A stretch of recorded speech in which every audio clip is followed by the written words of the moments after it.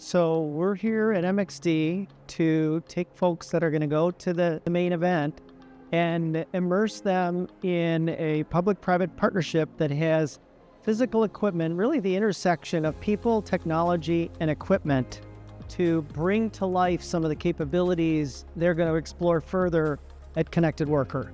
So MxD is a public-private partnership formed by the U.S. government about a dozen years ago, focused on improving manufacturing competitiveness in the United States. EY is here because we're aligned with that same vision, and we're using the space to help our clients do their part in advancing manufacturing competitiveness by helping them with the challenges that they're facing in supply chain overall, manufacturing or the make function within the supply chain, operations, technology, cybersecurity, and workforce-related issues. So all of those are part of helping to improve manufacturing competitiveness.